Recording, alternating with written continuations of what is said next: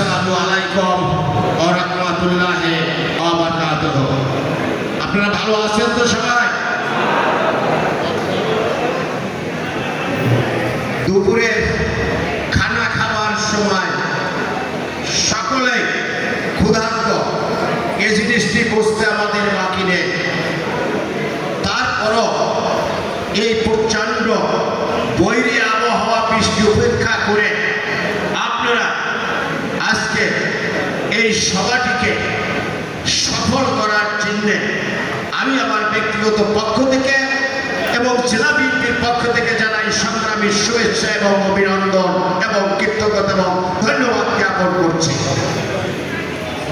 সংগ্রামীর সাথে বন্ধুগণ, আমি ধন্যবাদ জানাচ্ছি শিবচর উপজেলা, শিবচর পৌরসভা বিএনপি সকল পর্যায়ের নেতৃবৃন্দকে, যাদের প্রচেষ্টায় দীর্ঘদিন পরে হলো আজকে একটি সফল সমাবেশ এবং আমাদের মাননীয় সংসদ সদস্য মাদারপুর 2-এর সংসদ সদস্য জাহাঙ্গীর সম্বর্ধনার মাধ্যমে যে সভাটি করেছে, এজন্য তাদেরকে জানাই ধন্যবাদ এবং কৃতজ্ঞতা জ্ঞাপন করছি। সংগ্রামী সাথী বন্ধুগণ, আমি এত সময় যারা বক্তব্য দিয়েছে সিরাজ ভাই সহ শিবচর উপজেলা বিএনপির সম্মানিত সংগ্রামী বিপ্লবী আহ্বায়ক শাহাদাত হোসেন সহ ছাত্রদল, স্বেচ্ছাসেবক দল, যুবদল, মহিলা দল সহ যারা বক্তব্য দিয়েছে, তাদের বক্তব্য আমি অত্যন্ত ধৈর্য সহকারে শ্রবণ করেছি এবং তাদের কাছ থেকে আমি শেখার চেষ্টাও করেছি।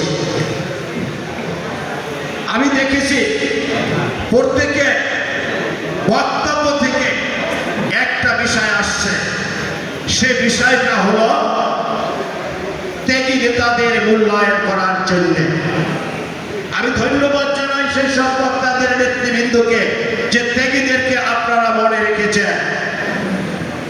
আমি স্পষ্ট ভাষায় বলতে চাই, আমি গতকালকে 2 এমপির উপস্থিতিতে মাদারপুর 3 আনিসুর রহমান খোকন তালুকদার এবং মাদারপুর 2-এ জাহাঙ্গীর মিয়ার বাসভবনে 2 এমপির উপস্থিত আমার সভাপতিত্বে গতকাল একটি সভা ছিল। সেখানে শিবচর পৌরসভা এবং উপজেলার নেতৃবৃন্দও ছিলেন।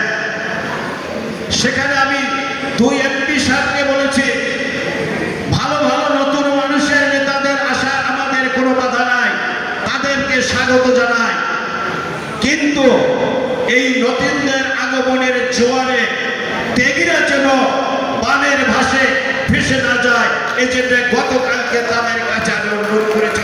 তারা বলেছে ত্যাগীদের ভোলার কোনো কারণ নাই। কাজে আমি আজকে স্পষ্ট ভাষায় আপনাদের বলে দিতে চাই, ত্যাগীদের অবশ্যই অবশ্যই অবশ্যই মূল্যায়ন করা হবে। ত্যাগীদের বাদ দিয়ে নতুনদের মূল্যায়ন করার সুযোগ বিএনপিতে নাই এবং এই ধৃষ্টতা কেউ দয়া করে দেখাবেন না। সংগ্রামী সাথী বন্ধুগণ, আজকে জুলাই মাস 2024 সালে জুলাই থেকে ছাত্রদের কোঠা বিরোধী আন্দোলন শুরু হয়। এই কোঠা বিরোধী আন্দোলন এক পর্যায়ে সরকার পতনের আন্দোলনের মাধ্যমে ছাত্র জনতা অংশগ্রহণ করে সারা বাংলাদেশের মাটি মানুষ কাঁপিয়ে দিয়ে আকাশ বাতাস মুখরিত করে 5ই আগস্ট শেষ হাসিনা আন্দোলনের মুখে পালিয়ে গেছে। সেই আন্দোলনের যেসব ভাইয়েরা শহীদ হয়েছে, আমি তাদের আত্মার মাগফিরাত এবং তাদের স্মৃতির প্রতি শ্রদ্ধা জানাচ্ছি। আমি স্মরণ করেছি যেসব ভাইয়েরা এই স্বৈরাচার বিরোধী আন্দোলন করতে গিয়ে আহত হয়েছেন, পঙ্গুত্ব বরণ করেছেন, পা হারিয়েছেন, হাত হারিয়েছেন, চক্ষু হারিয়েছেন, তাদের প্রতি আমি জানাই সংগ্রামী শুভেচ্ছা অভিনন্দন এবং স্যালুট জানাচ্ছি তাদেরকে।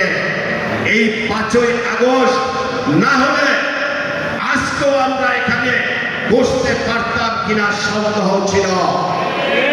এই ত্যাগী নেতাদের আন্দোলন সংগ্রামের ফসল আজকের এই সংসদ সদস্য জাহাঙ্গীর মিয়া, অন্যান্য 300 আসনের সংসদ সদস্য এবং মহিলা সংসদ সদস্য এবং